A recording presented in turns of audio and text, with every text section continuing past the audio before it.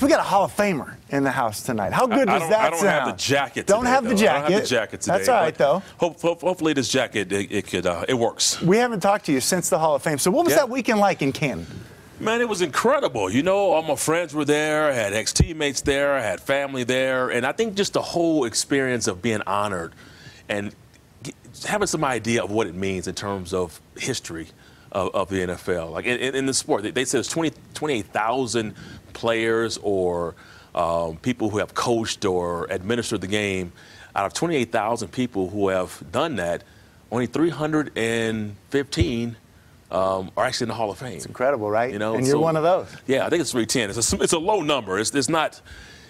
So it puts it in perspective of why you're there and what's happening. So yeah, I enjoyed that weekend, and you know, it's really been a year-long celebration though. Since February, we've been celebrating the Hall of Fame, and I guess when the new class comes in, it's kind of like you're no longer the rookie class, right? You're no longer the rookie class. So here's what I'm looking forward to next year or this year, going back to the Super Bowl and hearing the new class that comes in, and then going back to Canton in August and not having anything to do but sit there and just enjoying it. That's what I'm looking forward to. That time in Canton, your speech was great. Thank you. But you know who stole the show that night? No, your kids. Oh, my kids. Oh, with your kids. Yeah, with the Sour Patch Kids. The Sour Patch Kids. Did you get a sponsorship out of that or something? I would hope? No, we didn't, man. We worked on it. But, yeah, so I'm giving a speech, and I look up, and I hear people laughing, and I see my middle son. My oldest son is doing that.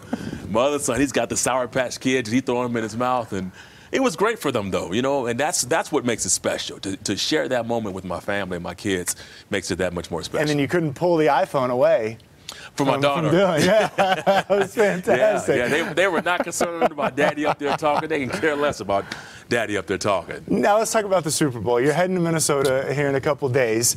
What do you expect from Super Bowl 52? We got the Patriots, who I think everybody kind of expected to be there, and then the Eagles, who when Carson Wentz went down, I don't think anybody expected them to make this run. I didn't. I thought they'd be a one and done, you know, because really that quarterback position and what he's done that year has been phenomenal. But give them credit, man. You know, Doug Peterson, their head coach, he didn't waver. You know, you got Nick Foles coming in, and he didn't look great the last couple of games. And all of a sudden, you look at this game, he just looks like a Pro Bowl caliber quarterback. So I expect the game to be very obviously competitive. I think you have to lean towards New England, though. Yeah. I think you just do. I think if you're smart, and we've seen this story before, I have read this book before, the outcome typically says the Patriots will win this game, and it's not because they have better players. They just have better everything, better coaching. They're better at situations. They're better at understanding that a penalty in the first quarter could come back to haunt you in the fourth quarter. They don't make those mistakes. You rarely see that team beat themselves. Now, I'm also a fan of seeing great teams. You know, I look at the Bulls, you know, the Chicago Bulls, their 6 championships, the Lakers run, the Celtics, the Yankees.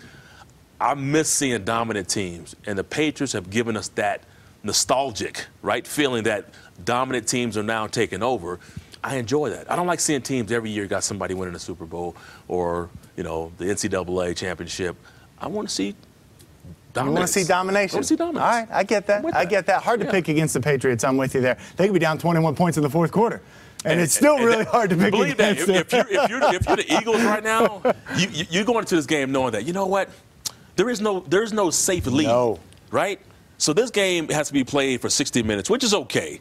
But sometimes, you know, if we go out there, hit a team in their mouth in the first quarter, second quarter, we got this game in hand. That is not the case with them. Now, you were on a couple Broncos teams that made it to the Super Bowl. I want to talk about the current Broncos and the state of this franchise right now. We all know they need a quarterback.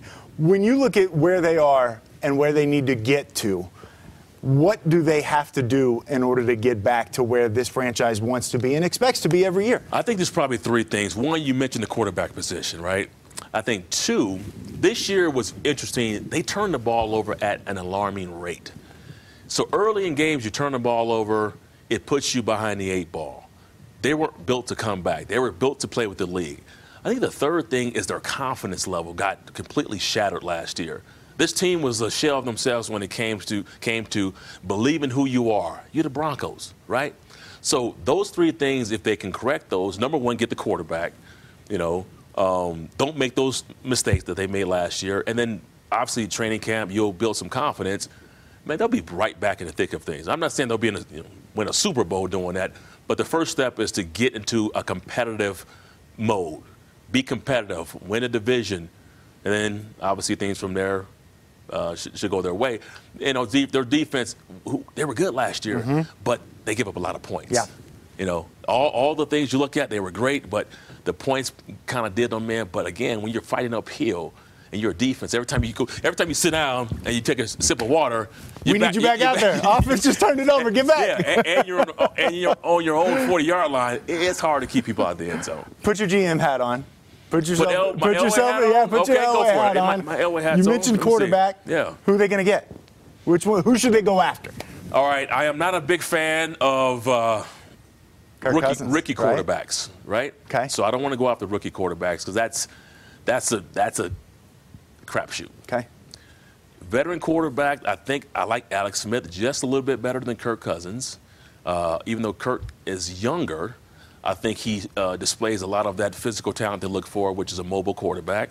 I think he's got a big arm. But I think Alex's demeanor and what he brings to the game is consistent, right? You can win with consistency. There's no mystery in what he's going to do and what he's going to be. You can win games with that, and you can put yourself in a position to win championship games. If he has to open it up, we know he can do it. He just hasn't been asked to do it a whole lot. So my first pick would be Alex Smith, and then it would be Kirk Cousins after that. What's it like for you as a former Bronco? You still root for the team? Of Still course. watch? I mean, I know you watch basically every game on Sunday. I'm actually on the NFL Network, so I have to be a little unbiased. Right. But you know what? I'm pretty biased, but this year was hard. So I couldn't justify picking the Broncos in a lot of games because when you're playing Philadelphia, I haven't seen the offense put up many points. Philly was like one of the number one scoring offenses. You go to Philadelphia, I'm like, oh, I don't see them winning this game. So I didn't pick them in a lot of games this year, even though my heart was hoping that they would win games. I'm a Bronco till I die. I'm always going to pick the Broncos to win games and cheer for them and hopefully that they're successful. So yeah, that's never going to change. Well, you're a Bronco till you die. You're back here in Denver, and you're starting a new business venture, a new championship team. Tell us a little bit about that. It's called the Terrell Davis Group at eXp Realty, and it's a team of agents, and we service the entire Front Range, and it's been created by myself and my business partner. His name is Kevin Shoemaker. He's been in the business for over 24 years, did over 2,000 transactions with helped 2,000 families with their homes. So we're in a spot now where things are great, and I've been thinking about real estate for a long time, and the opportunity never presented itself the way it's presented itself now. And so we really have two things right now. If you're at home and you are in the market of selling your home, then we want you to go to myvalue.com or MyValue. What is it? MyValue. TDHomevalue.com. To really, we put some tools there to help you with your decision making and give you an awareness on the process that you need to take, and probably try to get you the best value for your home. But we also we're growing. So we're looking for agents now, too. So we were looking for people to come join our special team. We're a championship team. We're looking for championship agents out there. And with that, just go to applywithtd.com to come on to our team. And now we're looking to do some big things in the future. The draw to real estate, what was it? I think I've always had that. Yeah. You know, I've had hotels I